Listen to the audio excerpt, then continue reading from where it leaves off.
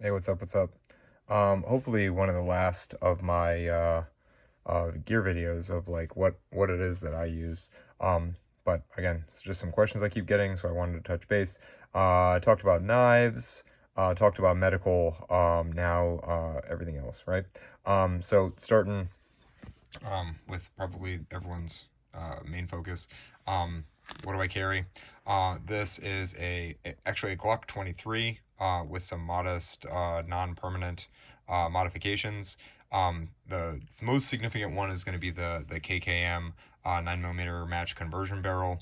Love this. Wanted to get away from 40 just for logistical reasons, ammo price specifically, and went to this. Shot two of my favorite drills: the Chuck Pressburg no-fail pistol drill and the Justin Dayall 5x5 drill. One is modest range, precision at speed, and the other one is up close, fast and furious, both of them with a draw.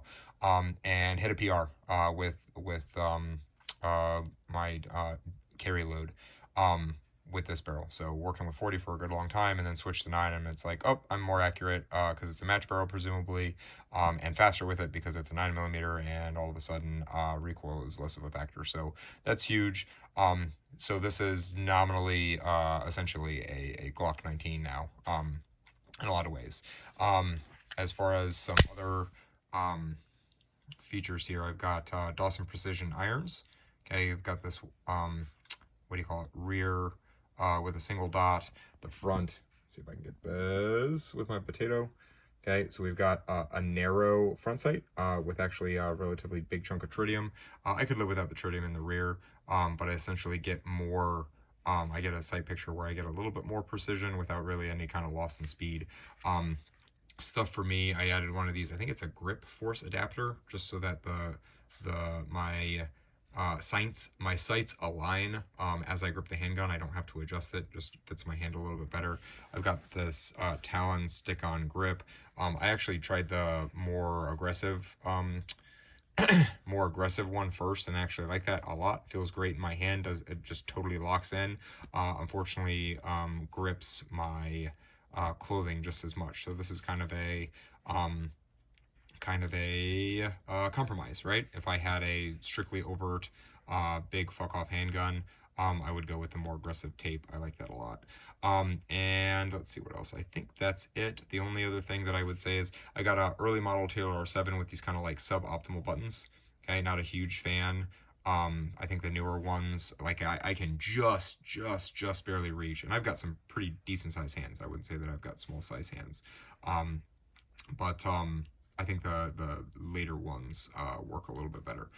It's a compromise. I actually don't think you need a weapon mounted light for a concealed carry pistol, but this will do double duty, kind of switching back and forth, and I'll show you how, for home defense and concealed carry. All right, what I use in it. Let's see if I can get this to focus. There he is. 124 grain plus P gold dot. I do use 9mm magazines. I got these Vickers base plates so that when I seat the magazine, I can essentially push-pull and make sure that it's seated appropriately.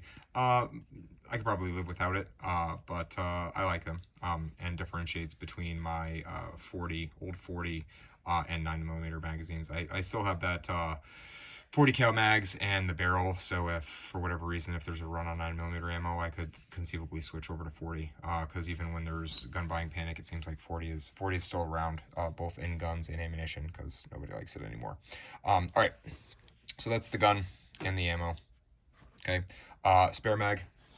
Okay, this is a Dark Star Gear DSG Koala magazine pouch. I really like this in that this is let's see if I can do this one-handed. Ooh, it's tough. Anticlimactic. This is a 22 round magazine, okay? And I can carry this appendix at a 45-degree angle. I am going to, theoretically, okay, let's see if YouTube lets this fly. Okay, so that is kind of preposterous. Obviously wouldn't conceal carry that like that. But because of the way this magazine pouch is set up, where the blue mark is, normally there would be a little cross bolt screw, and that's where a 17 round peanut butter flavored magazine would go in. And I realized, like, I bet you, and then pulled that screw out, and then lo and behold, that 22 round magazine, like, essentially sticks out the top of this pouch the same amount. So I'm like, okay, well, why wouldn't I carry a 22 round magazine? The answer is I might have to go prone, but what are the odds of I've reloaded, I still need bullets in the gun, and I have to go prone? Yeah, I'll take the extra bullets. So when this goes into home defense mode, I just can switch out the big magazine, and all of a sudden I can grab this, and I've got 23 rounds, and a light, right? So if it was just a concealed carry pistol, I'd probably delete the light. I would have a flesh-fitting 15-round magazine in it. If I wanted like a dedicated home defense, it'd probably go like a Glock 17, Glock 45, run the 22-round magazine, and then like a Tyrrell R1 or something like that, right? And a suppressor for that matter. Okay, so that's, really like this, reasonably concealable. I've got that flexibility if I do want to switch back to 17 rounders just for training purposes. I can just drop that back in. Less exciting, but probably obviously used way more than my Glock. A hanky, I carry this around. It's like just one of the things that I carry around, other than like my keys, wallet, watch, and the cell phone that I'm currently filming on. This is the thing that I probably use the most. Shoot, you know what? I'm going to need one more thing. Okay, that I have not covered yet, and that's my light. Okay, but the other thing that I use the most, hankies, good for just towel-y type things. I have practiced fashioning a tourniquet out of this, and a windlass, and the carabiner that's on my keys, so just like a pen or something like that. Definitely not option one, right, but not bad to be able to do it. This is my EDC light. It is a Nitecore P12, I believe. P12. There's definitely better lights at it. There's definitely better form factors. I've got a Raven concealment pocket clip with finger ring on it. Really, really like that because it lets me do stuff like that. And then I could conceivably shoot, okay, with my offhand, okay, and then switch back to here. Really good pocket clip. And it's not bad. It's reasonably bright. It's got some good candela, some good throw. I walk my dog before the sun comes up, so I like having... I've had multiple times where I've had multiple relatively large dogs, where I flash this light on them and they just leave me alone. You've also got the side button, okay, so I can kind of toggle through different levels, okay, so super low, medium, high, super high, and I just leave it on super high because if it's time is a factor, then I want all lumens really fast, and if time is not a factor, I can push that side button. Got to be careful to put it back in super high when I'm done with that. Let's see. Next, my CCW holster. Okay, so this is a JM Custom Kydex. Really like this. A lot of modularity. You can play around with getting this to fit your body specifically. Kind of a decent amount of lead time. Not an inexpensive holster. It's totally worth it. Like, if you've watched this channel at all, you realize how much I absolutely hate spending money. This, I want to say, is a $125, $130 holster. I don't regret it at all. The reason I had to get this custom instead of just off the shelf is TLR7 definitely messes up holster compatibility. Okay, that's not something that's just like off the shelf. At least it wasn't at the time that I purchased it.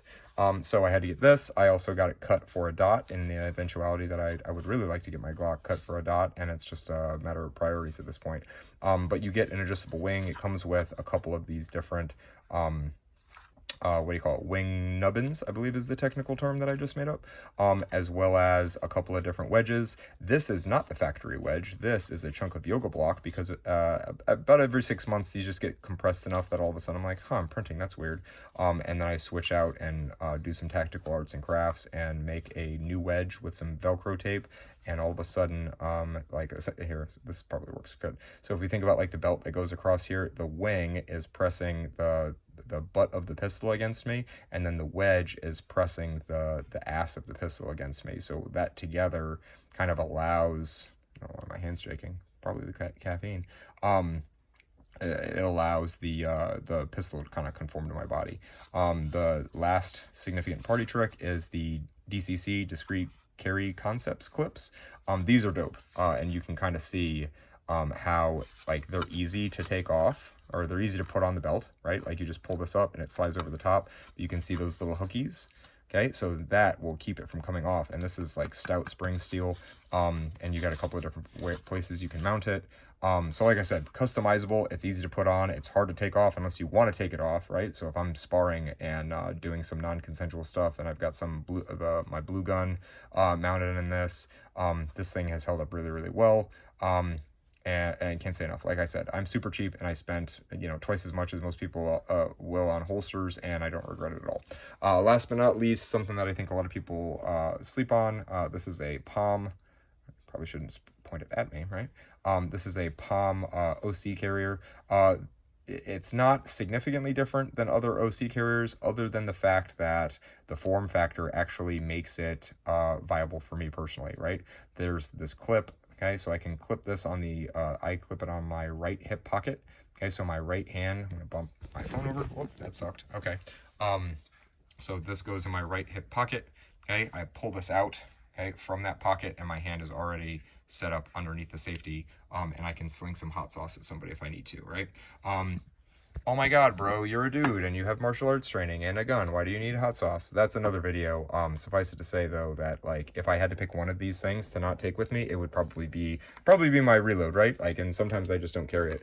But it would probably, the next one there would probably be with the gun, right? Like, I definitely use my hanky and my flashlight. I would say the flashlight just about every single day, because again, I walk my dog before the sun comes up just about every day, every weekday at the very least. I use my hanky several times a week. I can definitely see the set of circumstances that would make pepper spray viable. That is more likely in the context of, like, how many times have you ever had somebody, you know, run up and yelling at you, or potentially using hands? I would rather, I've got an eye poke in a can that I can carry around with me.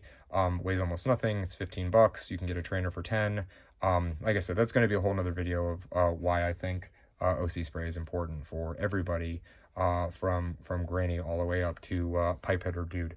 But yeah, that is my EDC. That is the questions. Those are questions that I've been getting specifically. But this is what I carry, along with the Kershaw CQC knockoff. Sometimes the ankle cuff, 100% of the time when I'm at work. And then the normal wallet keys, cell phone type stuff. But that is it for me, guys. Have a wonderful day. Stay safe.